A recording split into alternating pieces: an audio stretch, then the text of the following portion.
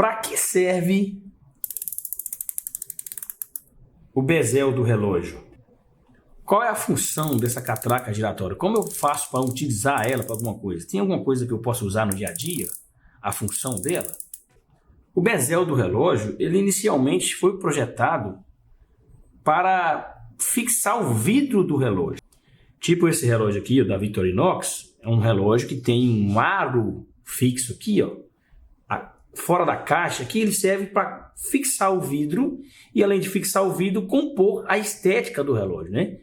Só que com o tempo a relojoaria passou a projetar catraca, bezel, aro, para complementar funções como medição de profundidade, medição de taquímetro e outras coisas.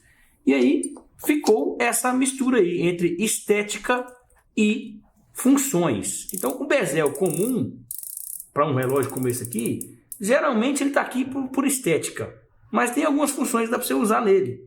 A primeira dela é a medição de mergulho, mesmo porque nos relógios que pode ser, né, mergulhado dentro da água, mesmo um bezel comum, dá para você usar a medição de mergulho, o tempo de mergulho. Por quê? Porque essa posição aqui, ó, do 12 até o 15, por que tem essa marcação? É porque geralmente o tempo de mergulho é entre 15 a 20 minutos. Então o cara marca o mergulho com ele aqui, e aí sabe que passou dos 15 minutos aqui, já está no tempo dele voltar para a superfície.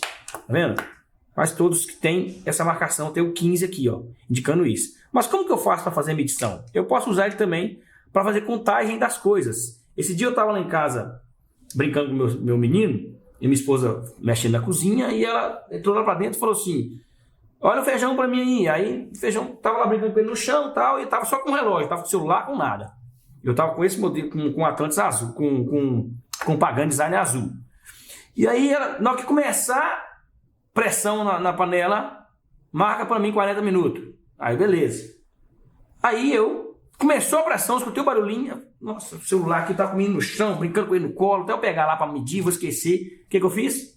Usei o bezel para usar como um cronômetro, como um cronógrafo, que a gente fala cronômetro erroneamente, né? Cronógrafo é o marcador de tempo alternativo.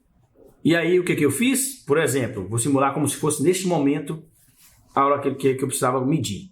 Aqui, ó, eu vou girar esse marcador central aqui de 12 ou de 60 para a direção do ponteiro de minuto do relógio aqui, ó. Direção do ponteiro de minuto do relógio.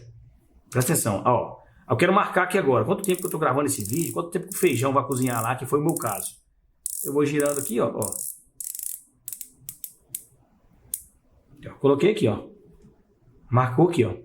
Aí, como eu estou intertido brincando com meu menino e tal, eu não preciso ficar olhando o tempo aqui, a hora, e ficar calculando, por exemplo, 10h07, quando for 10h40. Não. Eu só sei que quando esse ponteiro de minuto aqui chegar no 40 aqui, acabou o tempo que eu precisava desligar lá a panela.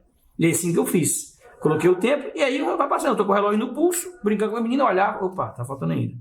Olhar de novo. Quando o ponteiro chegou aqui no 40, eu sei que passou os 40 minutos que eu precisava desligar lá o fogo. Dessa forma, o bezel está sendo usado como referência para a medição do tempo alternativo, assim como acontece com o mergulhador. Então, eu quero medir um tempo, eu coloco aqui.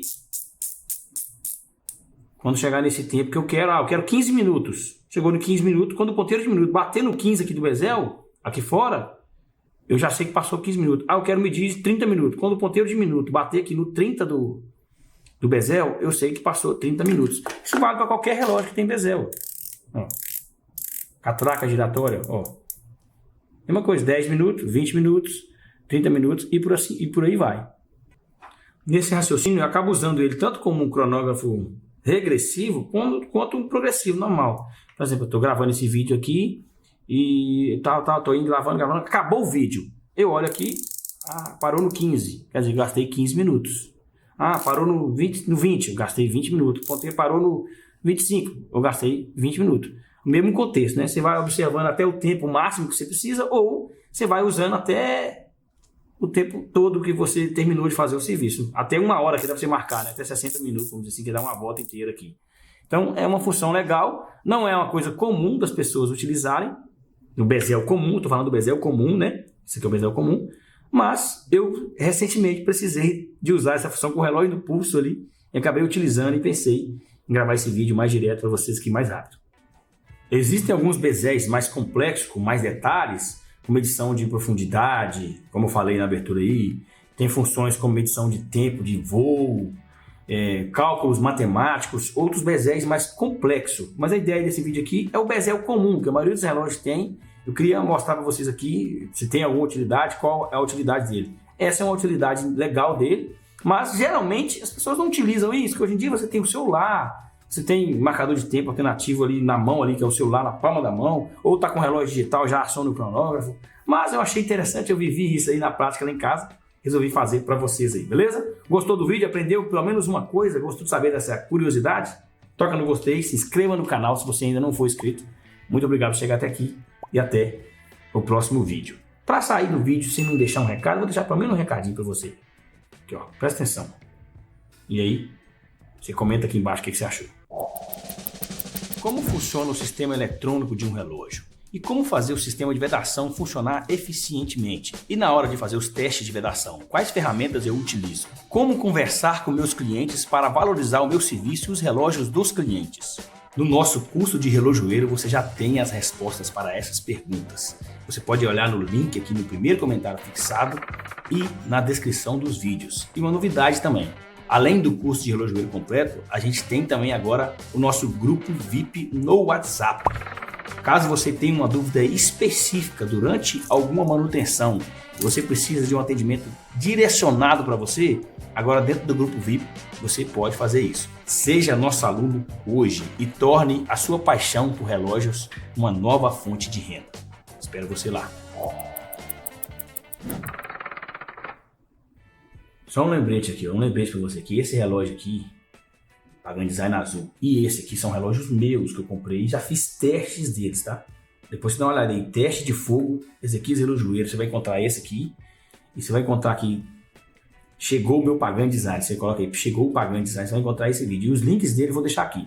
Esse aqui tá custando mais de 1000 pontos no AliExpress, eu tô tentando negociar com a empresa aqui para trazer ele pro Brasil, um preço melhor. Fica ligado, se eu conseguir, eu vou deixar o link aqui no primeiro comentário fixado, tá? Não sei qual momento você estiver vendo esse vídeo.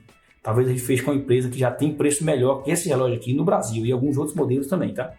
Então, fica atento aí. Links vão estar no primeiro comentário fixado. Até mais.